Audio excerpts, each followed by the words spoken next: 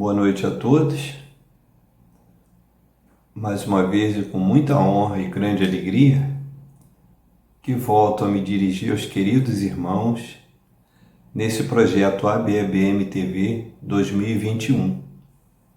Nessa noite nós vamos falar sobre a pluralidade das existências ou reencarnação, que está contida no livro 2, capítulo 4, de O Livro dos Espíritos, por Allan Kardec, e que vai nos brindar com as questões 166 a 170.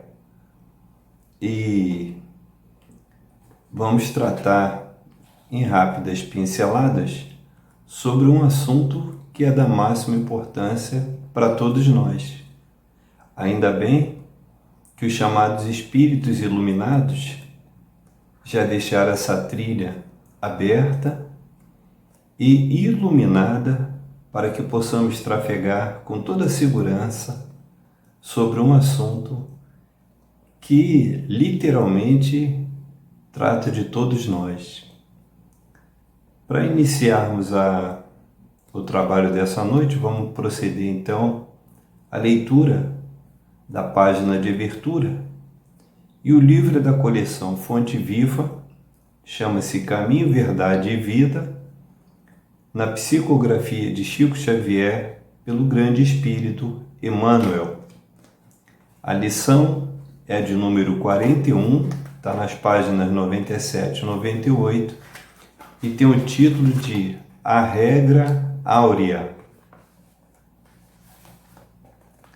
Amarás o teu próximo como a ti mesmo. Jesus, por Mateus, capítulo 22, versículo 39.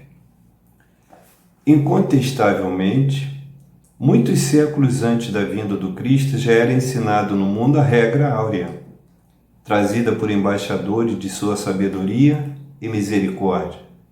Importa esclarecer, todavia, que semelhante princípio era transmitido com maior ou menor exemplificação de seus expositores.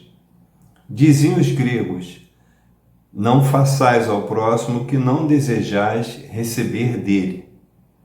Afirmavam os persas: fazei como quereis que se vos faça. Declaravam os chineses: o que não desejais para vós, não façais a outrem. Recomendavam os egípcios: deixai passar aquele que fez aos outros o que desejava para si. Doutrinavam os hebreus: o que não quiserdes para vós, não desejais para o próximo.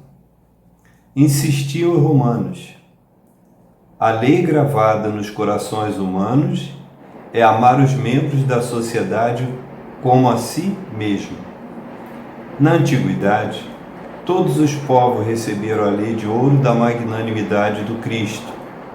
Profetas, administradores, juízes e filósofos, porém, procederam como instrumentos mais ou menos identificados com a inspiração dos planos mais altos da vida. Suas figuras apegaram-se no recinto dos templos iniciáticos ou confundiram-se na tela do tempo em vista de seus testemunhos fragmentários. Com o mestre, todavia, a regra áurea é a novidade divina, porque Jesus a ensinou e exemplificou, não com virtudes parciais, mas em plenitude de trabalho, abnegação e amor, à claridade das praças públicas, revelando-se aos olhos da humanidade inteira. E assim, com esse exemplo, rogamos a Ti, Mestre Jesus, que nos abençoe na noite de hoje, que nos ampare e que, envolvidos também pela espiritualidade amiga que lhe segue os passos e vos liga até nós, que possamos dar conta da empreitada recebida e que a honra de servir demonstre também a gratidão por todas as graças recebidas. Abençoa-nos, Senhor, hoje e sempre. Graças a Deus. Pois muito bem. Allan Kardec, em O Livro dos Espíritos, nos trouxe essa primeira peça de uma doutrina que veio para nós clarificar o que Jesus exemplificara. Muitas religiões, muitos dogmas, em muitas das nossas encarnações anteriores, passaram em branco sobre o verdadeiro amor. E dessa vez, nós temos diante de nós o Consolador prometido por Jesus, que se constitui na doutrina espírita, posto que aquela igreja, iniciada por ele, no tempo primitivo, cresceu, se massificou, se espalhou e se fragmentou. Hoje, o que vemos na doutrina espírita é esse amálgama que vai de novo congregar os homens em torno da verdade de Deus trazida por Jesus. Seguindo, então, estamos aqui na questão 166 a 170 do subtítulo da reencarnação. Perguntou Kardec aos espíritos: a alma que não alcançou a perfeição na vida corpórea, como acaba de se depurar? A resposta é: suportando a prova de uma nova existência. Como a alma realiza essa nova experiência? É por sua transformação como espírito? A alma, em se depurando, sofre sem dúvida uma transformação, mas para isso lhe é necessária a prova da vida corporal. E a alma tem, pois, várias existências corporais? Sim, todos nós temos várias existências. Os que dizem o contrário pretendem vos manter na ignorância em que eles próprios se encontram. É o desejo deles. Parece resultado desse princípio que a alma, depois de ter deixado um corpo, toma um outro, ou dito de outro modo, ela se encarna em um novo corpo. É assim que se deve entender? A resposta é evidente. 167. Qual é o objetivo da reencarnação? Essa, então, volta e meia a gente se defronta com ela. A resposta é que é a expiação, o aprimoramento progressivo da humanidade, porque sem o que onde estaria a justiça? A 168 nos pergunta: o número de existências corporais é limitado ou bem o espírito se reencarna perpetuamente? A resposta é que a cada nova existência, o espírito dá um passo no caminho do progresso. Quando está despojado de todas as suas impurezas, não tem mais necessidade das provas da vida corporal. A 169 traz a seguinte indagação: o número de encarnações é o mesmo para todos os espíritos? E a resposta: não. Aquele que caminha depressa se poupa das provas. Todavia, essas encarnações sucessivas são sempre muito numerosas, porque o progresso é quase infinito. E, finalmente, a 170 pergunta: em que se transforma o espírito depois da sua última encarnação? E a resposta: espírito bem-aventurado é um espírito puro. Então, como bem se vê, desde a questão 166 e até a 170, há uma evolução, há uma gradação das perguntas e, necessariamente, das respostas. Qual é, então, esse objetivo da reencarnação? É o aprimoramento que precisamos ter em face de todos os débitos contraídos nas existências anteriores.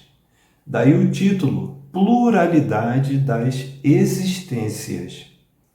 E como é impossível, em uma só encarnação, por mais sacrifício que se faça, por mais renúncia, abnegação, tudo aquilo em nome de Deus, para o nosso próprio benefício futuro, mas que, graças a Deus, desconhecemos, seria impossível para nós abarcar todas as dívidas ou alcançar todas as virtudes numa existência que, em média, tem para nós 80 anos, 90 anos. porque comparado com o tempo da erraticidade, com o tempo comparado do plano invisível, esse espaço que temos de existência corpórea é apenas um lapso desse tempo todo que já tivemos no passado e que teremos também no futuro, graças a Deus. Bem, há algumas anotações, claro que a gente não deixa de fazer as anotações das pesquisas que são feitas. De acordo com a leitura dos livros Iluminação Interior, por Divaldo Franco, com Joana de Ângeles, e O Problema do Ser, do Destino e da Dor, por Leon Denis, nós, no reino mineral, tínhamos o sono profundo, né? No reino vegetal, a inteligência dormitava. No reino animal, nós sonhamos. E no reino nominal, a gente acabou acordando, está começando a se conhecer e vai se tornando consciente. É necessário, naturalmente, muitas encarnações para se conseguir isso. Então, a partir daí, do momento em que a gente se torna consciente no reino nominal, o progresso para se realizar depende da vontade humana, que é o livre-arbítrio, desde que em acordo com as leis divinas. Nos demais reinos, obedece às mesmas leis divinas, mas de forma inconsciente. No reino nominal, entra em cena essa vontade humana que potencializa a consciência e a direciona, não por instinto, mas pela razão, ao encontro do Criador.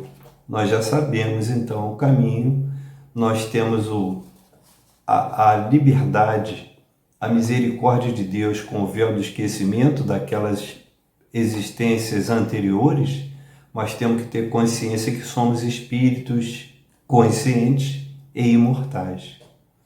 Então, no despertar e no uso dessa liberdade de pensar, o homem então envereda por caminhos diversos, retardando por sua culpa o pleno desenvolvimento dessa ascensão rumo à perfeição, como está descrito nesse mesmo livro dos Espíritos, lá na questão 101 a 113.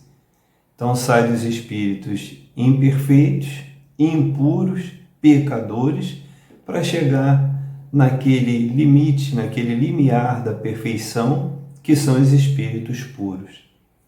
Então, a providência divina, no entanto, com a misericórdia que a todos nós ampara, envia através da história esses espíritos, então, elevados que vêm mostrar o caminho, no legado dos exemplos e escritos deixados em favor da humanidade, que reiteradamente sucumbe nas quedas e vícios ao invés de buscar o caminho das virtudes. A gente já sabe na história como está lá, né? Os 7 pecados capitais, de um lado, e os 10 mandamentos do outro, trazidos por Moisés, que era também um legislador, trouxe então os 10 mandamentos, que são as leis de Deus, e trouxe também na condição de legislador aquilo que seria a lei dos homens para conduzir o povo hebreu, que necessitava então do Velho Testamento, naquela linguagem que está lá, do Deus vingativo, do Deus que punia, o Deus que castigava, né? Então, Allan Kardec é um desses espíritos luminosos que nas muitas encarnações, das muitas, pelo menos dessa meia dúzia que conhecemos, sempre terminou com o sacrifício da própria existência. Sempre. Até que na última ele adoeceu e partiu no sofrimento da dor, mas com a misericórdia de não ter sido assassinado, né? Não ter sido sacrificado, consciente ou inconsciente dessas situações das existências anteriores. Bem, essa escala, inclusive, de que faláramos ainda agora, que vai da questão 101 a 113, que é uma gradação de evolução do espírito, foi trazida até nós por Allan Kardec, mas por intuição dos espíritos que traziam então da espiritualidade essas lições que ele recebeu como missão de transmitir para nós. Um golinho d'água que é fundamental.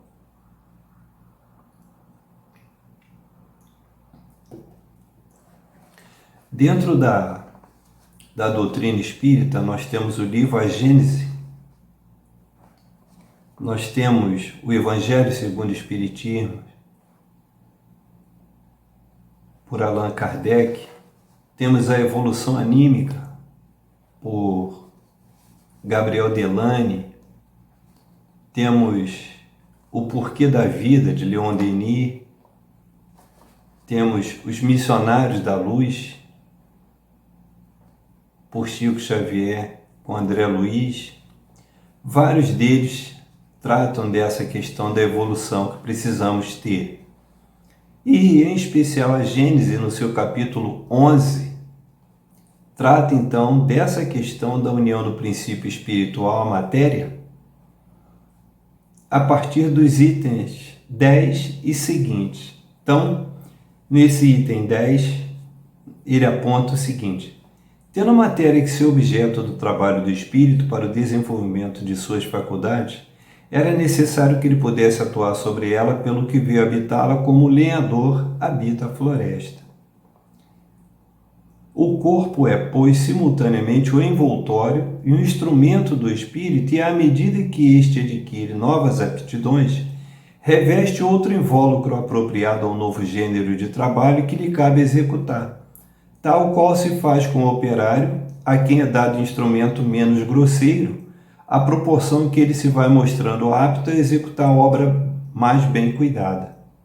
Então, partindo desse princípio, tem os itens 12, 18, 20, 21 e 26 do livro A Gênese, de Allan Kardec, que trata realmente disso, dessa questão da gradação, da evolução, e à medida em que vamos nos depurando dos miasmas, dos pecados, dessas dificuldades todas que entravam o desenvolvimento intelectual e espiritual, nesse processo natural de depuração,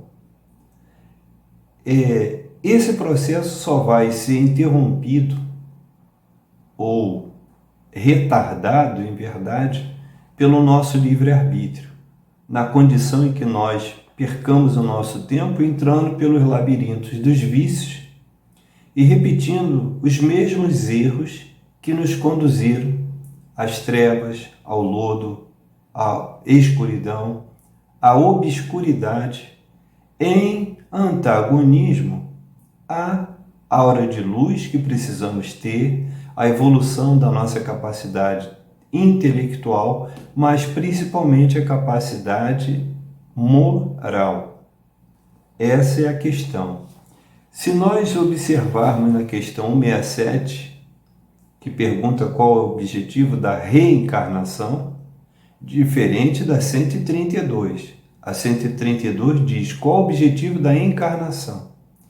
Então ali é discorrido que a gente precisa realmente do corpo, precisa da carne, para materializar, ou seja, se eu estou na matéria, eu vou materializar todas as virtudes que já me foram ensinadas, pois que a lei de Deus está na minha consciência quando da minha criação enquanto espírito, como predito lá na questão 621 desse mesmo livro dos Espíritos.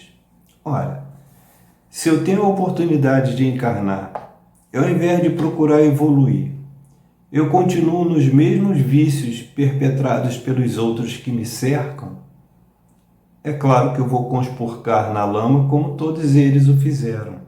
Essa é uma verdade. E não vai adiantar fugir, porque, como disse mesmo Jesus, a cada um segundo a sua obra.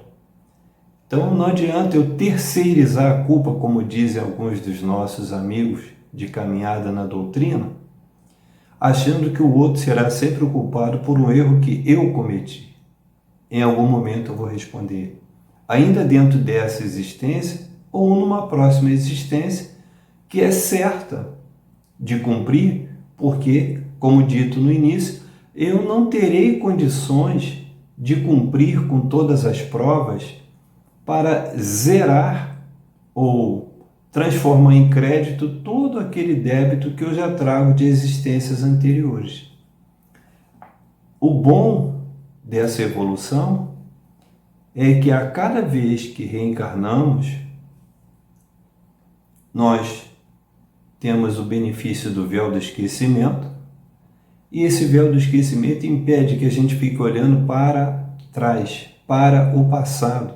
Não temos como mais olhar para trás e nos lamentar do tempo perdido. Nós temos é que ganhar tempo, porque já conhecemos as virtudes e temos que buscá-las.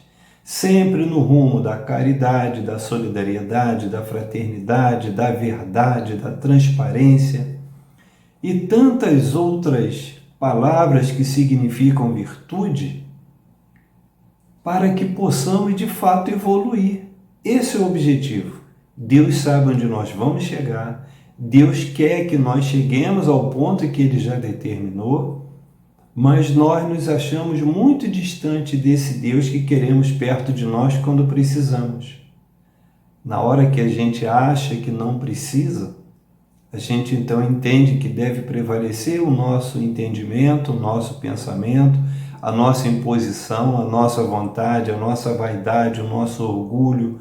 Aí vem a luxúria, vem a avareza, vem a gula, vem a preguiça. E comentávamos, inclusive, outro dia, que há um determinado ponto desse livro dos Espíritos que tratamos das 10 leis morais. Então tem a lei divina, ou lei natural, vem pela lei do progresso, vem a lei da destruição, vem a lei do trabalho, vem várias delas até completar 10. E nós conseguimos criar uma 11ª lei que não está inserida nesse livro, mas é a lei do menor esforço. E graças a essa lei criada por nós, que não temos capacidade de criar nada que seja de bom, nós temos que imitar. Ainda temos essa necessidade, nós vamos postergando essa necessidade de crescimento já, hoje, agora, todo dia. E essa edificação está calcada exatamente nessas virtudes de que faláramos. Da solidariedade, da fraternidade, da caridade, do amor, do trabalho, como dizem as 10 leis morais, nos orientando. É ler, aprender, apreender e principalmente praticar. Está pronta, é só seguir. Então, dentro dessa perspectiva, nós vamos voltar um pouquinho no tempo, mas agora voltar não é para fazer, esse voltar é para aprender. O último livro do Velho Testamento é o livro de Malaquias.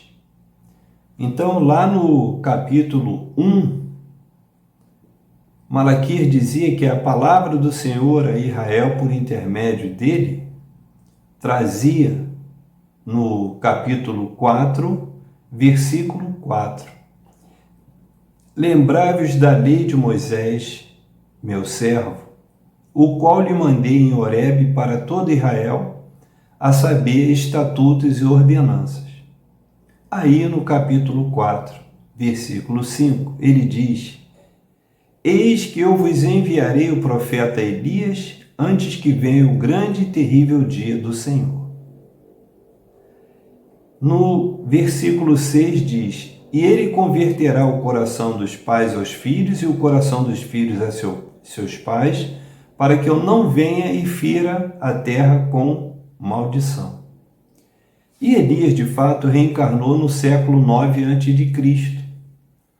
Mas aí, como colocado, registrado no livro de Reis 1, nos capítulos 17, 18 e 19 desse livro, Reis 1, também do Velho Testamento, em nome do Senhor, Elias matou um capitão e 50 soldados, depois mais um capitão e mais 50 soldados, tudo através do chamado fogo vindo do céu. Tudo porque um rei chamado Acabe e a rainha Jezabel, sua mulher, começaram a cultuar um deus chamado Baal.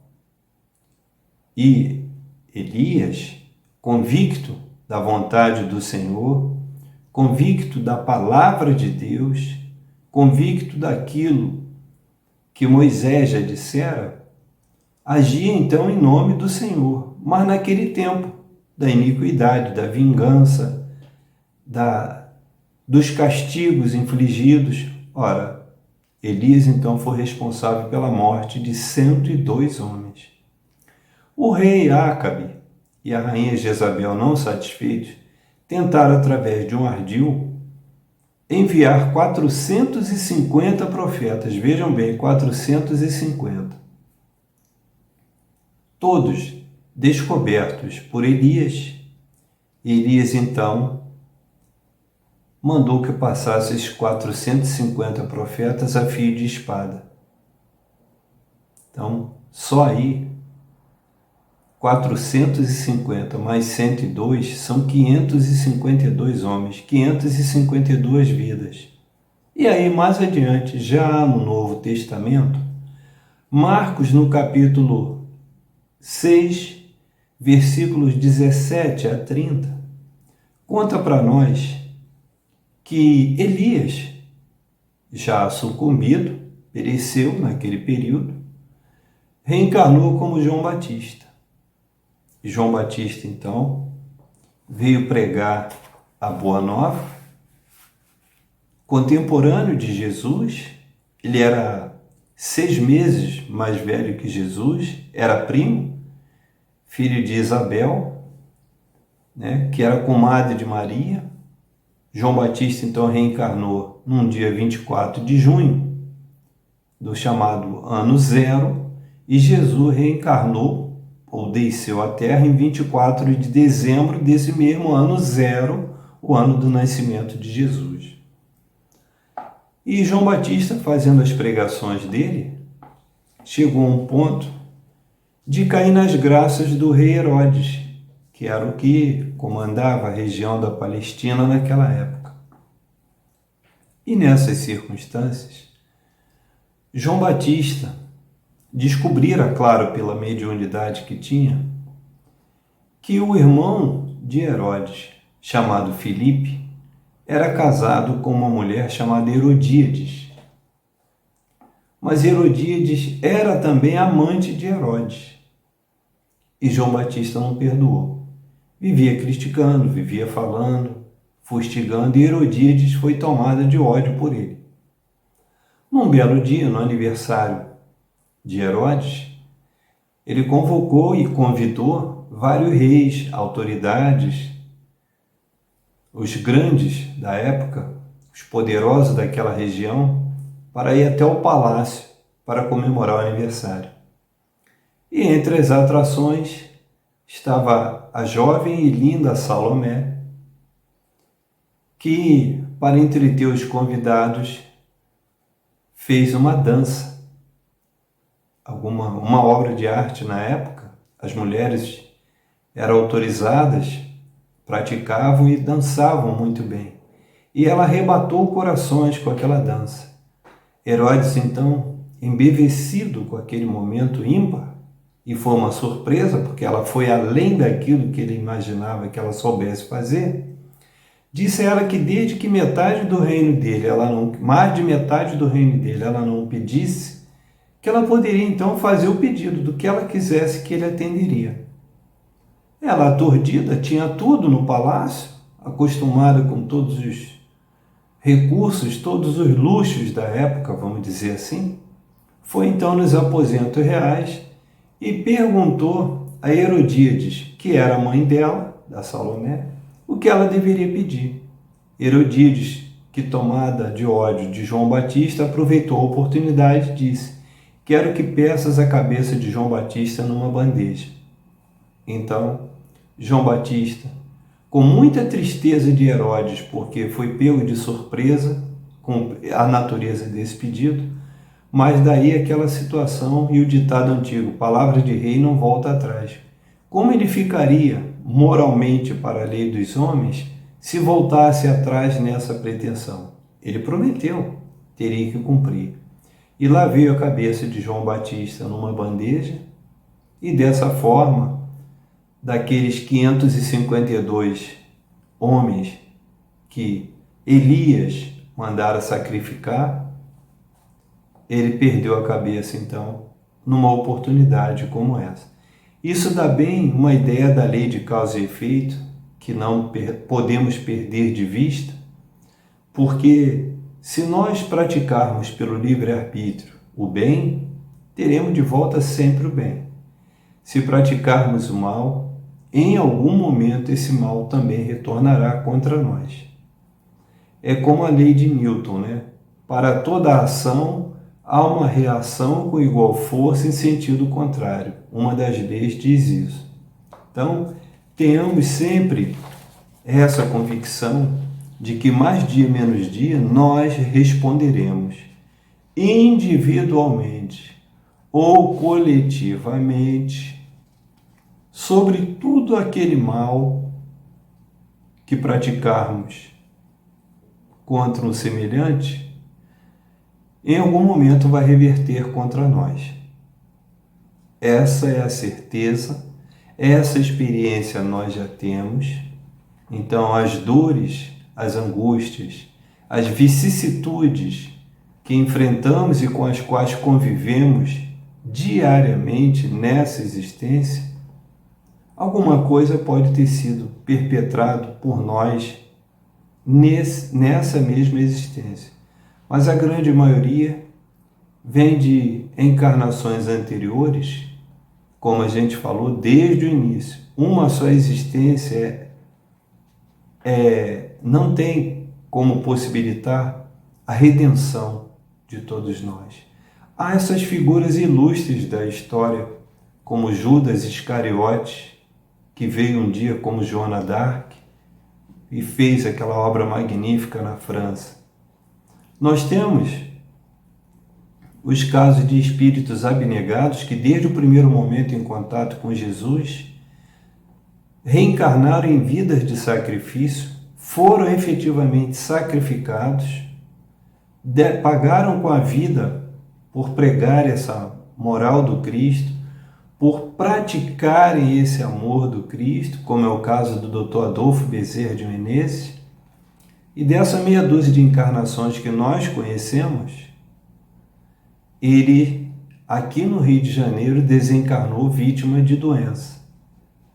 Das 6 que se falam mais, as 5 anteriores foram com sacrifício da vida. Foi assassinado em algum momento por defender a causa de Jesus. Nós conseguimos, afora um acidente, um infortúnio, normalmente desencarnamos por doença. Ainda que não seja o melhor dos finais que gostaríamos, mas agradeçamos pela misericórdia quando assim acontece, porque, via de regra, é no leito de dor, em casa ou no hospital, mas cercado de parentes e amigos quando essa doença vai nos consumindo aos poucos. Quando ela vem de inopino, é uma situação que abruptamente ela é impedida. Então, excetuando-se o suicídio, que é a autoeliminação, no que é considerado talvez a maior afronta às leis de Deus, porque se nós temos, e sempre comentamos em outros trabalhos, que o ontem é passado, amanhã é futuro, mas hoje é presente, estamos blasfemando contra Deus que nos concedeu o presente da vida na fruição perfeita que ela deve prodigalizar para nós no dia de hoje. É um presente. Então, é o maior pecado para que nós tenhamos essa capacidade de interromper a existência. Não há afronta maior, talvez, entre os espíritos encarnados do que esse ato bestial, mas bestial no sentido da besta, não é bestial no sentido de fenomenal. É bestial por falta de inteligência, por falta de fé, por falta de esperança, por falta de amor a Deus e a nós próprios. Então, se nós queremos a evolução, sabemos que há uma escala que parece uma escada, porque é degrau por degrau, existência por existência, até que de fato cheguemos à situação em que não precisemos mais reencarnar.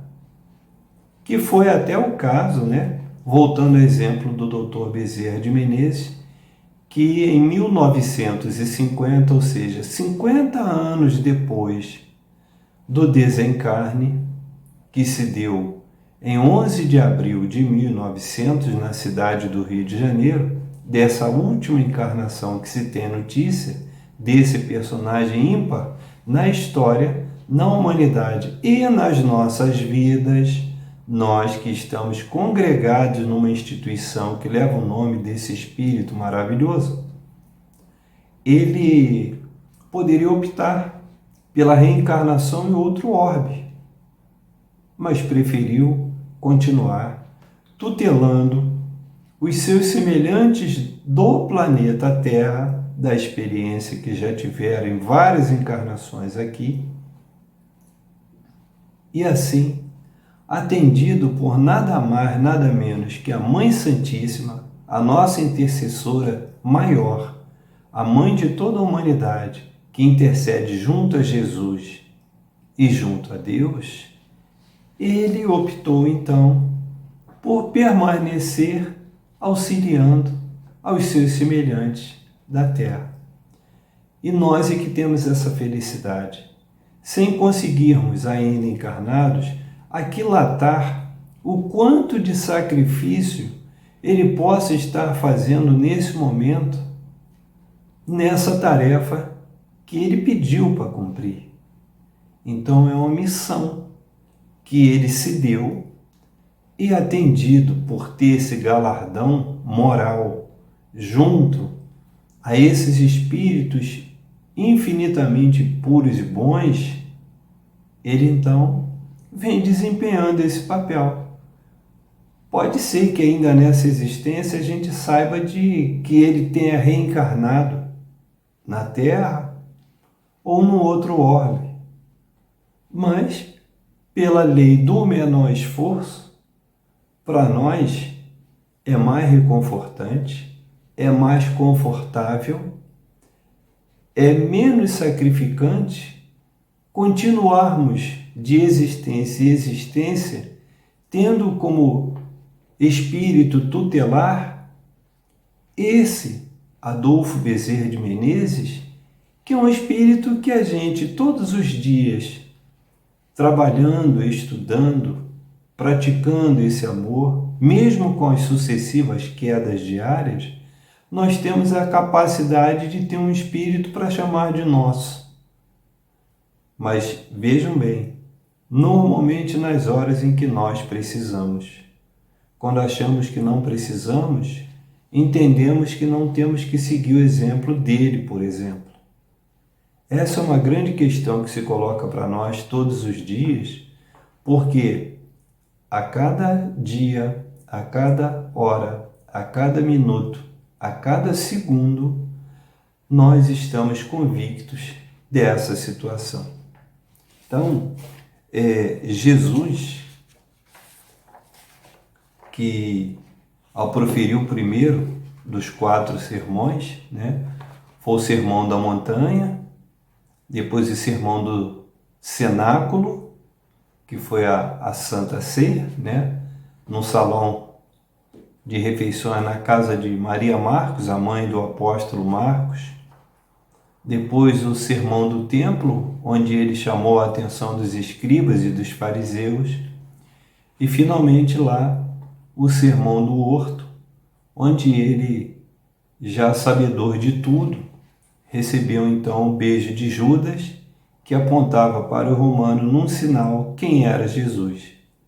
Mas nesse Sermão da Montanha, bem retratado por Mateus, no capítulo 5 desse Evangelho de Mateus, nos versículos 3 a 11, Jesus trouxe as bem-aventuranças e falou dela para o povo da época, que provavelmente éramos nós também. Quem é que garante que não estávamos lá?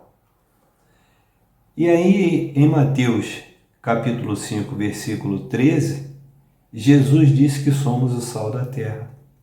No mesmo Evangelho de Mateus, no capítulo 5, versículo 14, diz que somos a luz do mundo. Ora, das mais de 60 parábolas, inclusive que Jesus deixou, me parece que foram 63, ele também fala, em duas delas, do sal da terra e fala da luz do mundo. Então, no Evangelho de João, tratando da parábola da luz do mundo, está no Evangelho de João, no capítulo 3, versículos 19 a 21, no capítulo 8, versículo 12, capítulo 9, versículos 4 e 5, e no capítulo 12, versículos 35 e 36. Está lá na Bíblia para quem quiser conferir, na palavra de João. Então, como ele já dissera em Mateus capítulo 5, versículo 14, em que somos a luz do mundo, também registrado em João. E como ele já dissera em Mateus 5, versículo 13, que somos o sal da terra, nós é que temos que perseguir essa meta para que de fato sejamos reconhecidos nesse grau de evolução previsto por Jesus. Podemos dizer assim, simples assim, é desse jeito. Então, o que nós queremos deixar registrado aqui, que essas reencarnações são necessárias. Essas reencarnações são necessárias para lapidarmos o nosso espírito, porque é o espírito quem vai dar conta da obra que deveria edificar, ou se porventura vem edificando, como acreditamos nós que seguimos a doutrina espírita. Todo dia nós colocamos um tijolinho nessa construção. Mas se considerarmos os débitos que ainda temos, não podemos pensar em crédito, não podemos pensar em bônus hora. Temos que pensar no ônus que ainda temos que carregar sobre os ombros e agradecer a Deus por essa paciência infinita de esperar, até que consigamos acordar enquanto humanidade para finalmente começar a subir esse morro que vai levar à perfeição.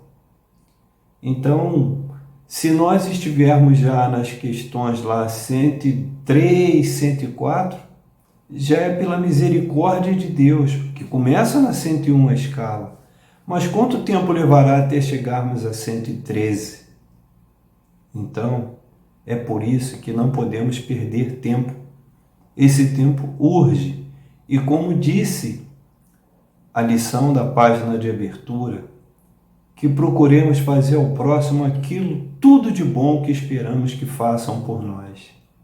Que possamos levar esse próximo, por afinidade, por consanguinidade, todo esse amor na forma de solidariedade, fraternidade, conforto, socorro espiritual ou material, mas que possamos acudir agradecendo a Deus por não precisar de sermos acudidos, que possamos ir em socorro daquele que precisa, em lugar de estarmos precisando de alguém que nos socorra. Essa é a grande verdade. Daí a necessidade da reencarnação, para que nós nos habituemos a seguir verdadeiramente a lei de amor. Assim, agradecendo a vocês mais uma vez pela paciência de acompanhar o estudo voltado para as coisas de Deus, representados por Jesus Cristo e esses espíritos maravilhosos que nos rodeiam, nos tutelam, nos protegem, nos amparam e nos intuem, a partir em especial do nosso irmão protetor espiritual. Ele não tem esse nome por acaso, é o mais conhecido como anjo da guarda por outras denominações, mas hoje na doutrina espírita nós temos essa capacidade de saber e entender que tem um protetor espiritual para cada um. E ele vai dar conta também ao final da nossa existência daquilo tudo de bom que ele teria conseguido incutir em nossa consciência para que consigamos redirecionar a nossa trajetória, voltada para o bem especificamente. Então, que esse mestre de amor infinito, de misericórdia infinita, de paciência infinita, possa contar mais uma vez com a nossa vontade de acertar. Os erros não serão ignorados, nem das existências anteriores e nem daqueles que porventura estejamos acumulando nessa existência. Mas a certeza da misericórdia, a certeza dessa possibilidade da reencarnação, traz para nós a fé e a esperança que vai nos mover no caminho da virtude, para que consigamos ultrapassar os vícios, para que possamos, através do arrependimento, saltarmos do degrau inferior para o degrau superior, nessa escala de ascensão no rumo da perfeição. Abençoa-nos, Senhor, por mais um dia, ampara-nos por mais uma oportunidade de trabalho, e até que a redenção seja alcançada por nós, continua aplainando e iluminando os nossos caminhos. Sê conosco, Senhor, agora e sempre, graças a Deus. E assim, agradecendo por essa oportunidade de trabalho, que não acrescenta muita coisa aos olhos de Deus, mas para nós é edificante do ponto de vista de estudar, aprender e tentar resumir de forma mais palatável para os nossos companheiros aquele entendimento que já conseguimos ter acerca das maravilhosas leis de Deus, eternas, justas, imutáveis, perfeitas, é que agradecemos. A todos vocês, uma boa noite e até uma próxima oportunidade, se Deus quiser.